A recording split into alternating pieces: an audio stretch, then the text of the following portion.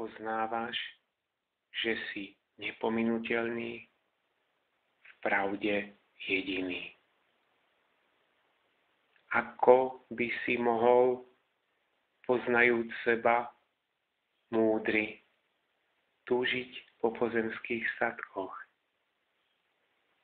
Z neznalosti seba pochádza láska k zmyslovému svetu, ktorý je ríšou bludu, rovnako tak, ako z neznalosti perlete pochádza žiadosť v blúdnom domnení, že je to striebro.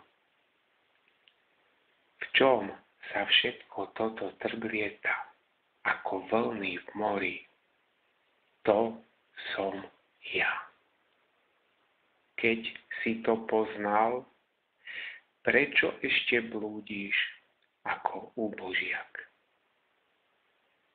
Mnoho ľudí sa dozvedelo, že ich podstatou je čistý duch a že je nadovšetko vzácny.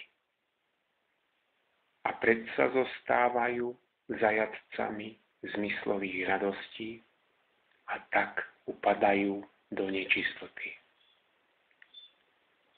Aj svetec, ktorý poznáva vo všetkých tvoroch seba samého a všetky tvory v sebe samom, pohybuje sa ešte aká hádanka v pocite moje.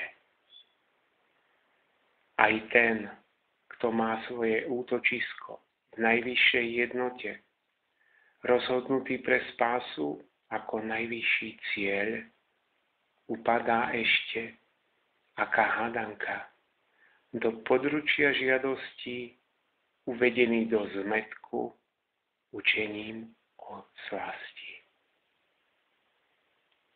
Aj ten, kto už nemá síl a blíži sa ku koncu svojho života, má ešte aká hádanka túžbu po zmyslových radostiach, aj keď vie, že sú zjavnými nepriateľmi poznania. Aj ten, kto je ľahostajný k tomuto i onomu svetu a je schopný rozlišovať večné a pominuteľné a túži po spáse, pociťuje ešte aká hádanka strach pred spásou.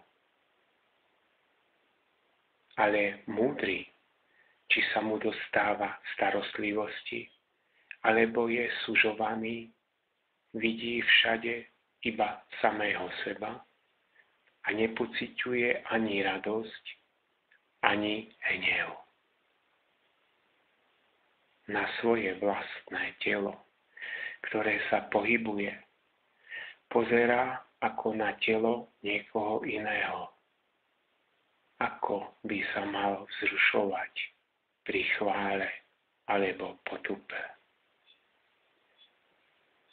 Ako obyčajný ošiaľ vidí nezúčastnene toto všetko.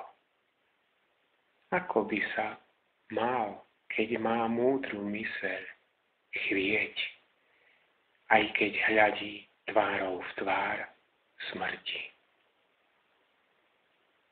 Jeho srdce je zbavené prianí aj v beznádejnom postavení. Kto by sa mu teda mohol vyrovnať?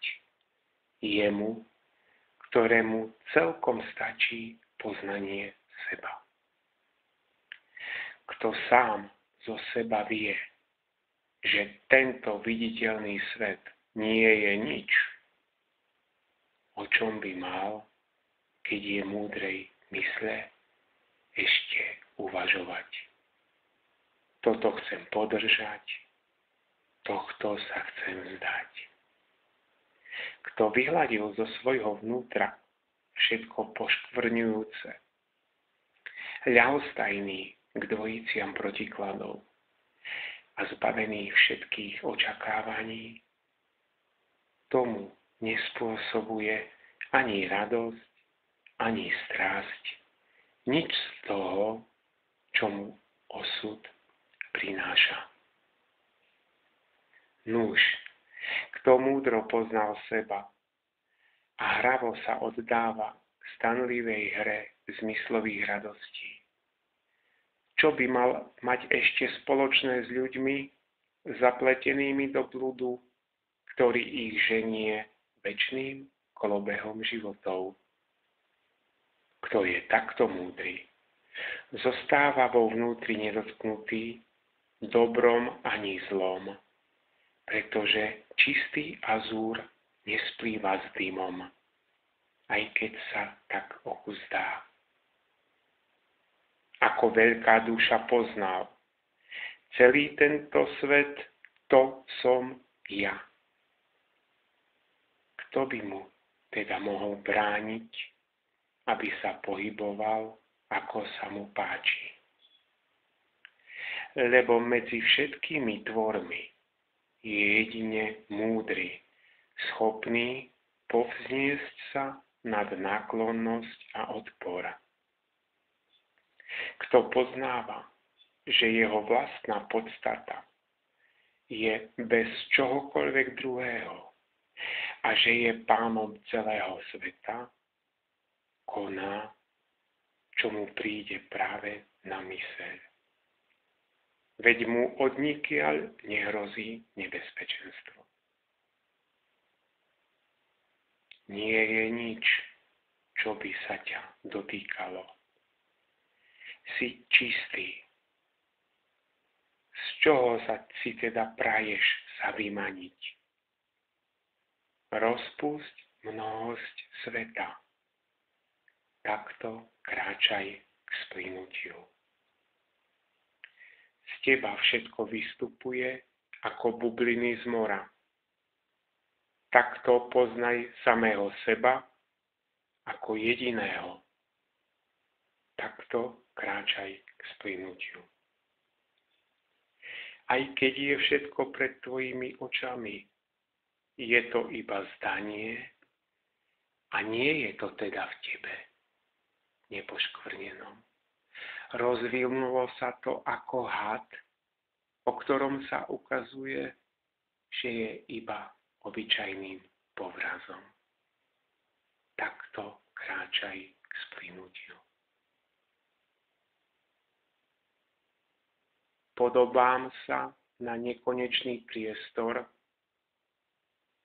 hmotný svet potom nádobe vo mne.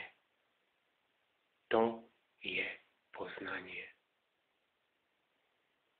Kto toto vie, ten sa ničoho nezrieka a nič nedrží. Došiel k splynutiu.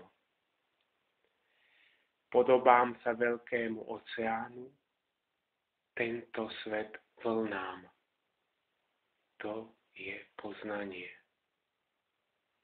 Kto toto vie, ten sa ničoho nezrieka a nič nedrží. Došiel k splynutiu. Som vo všetkých tvoroch a všetky tvory sú vo mne. To je poznanie. Kto toto vie, ten sa ničoho nezrieka a nič nedrží. Došiel k splynutiu. V tebe, nekonečnom oceáne, pláva loď vesmíru sem a tam, poháňaná vetrom myšlienok. Ale ty si nepohnutý. V tebe, nekonečnom oceáne, môže podľa svojej povahy stúpať alebo klesať vlna sveta. To však nespôsobuje ani tvoj vzrast, ani ti to nič neuberá. V tebe, nekonečnom oceáne, platí to, čo sa nazýva vesmírom, iba za blúdnu predstavu. si naplnený mierom, si bez tváru. To je stav, v ktorom prebývaš. Vo formách diania nie je podstata a nie je dianie v tebe nekonečnom a nepoškvrnenom. Takto si nedotknutý, bez žiadosti, plný mieru. To je stav, v ktorom prebývaš. Si nekonečný, večný, nepohnutý, jediný duch. Ako a odkiaľ by ti mohla vzniknúť myšlienka, že musíš niečo zanechávať alebo držať.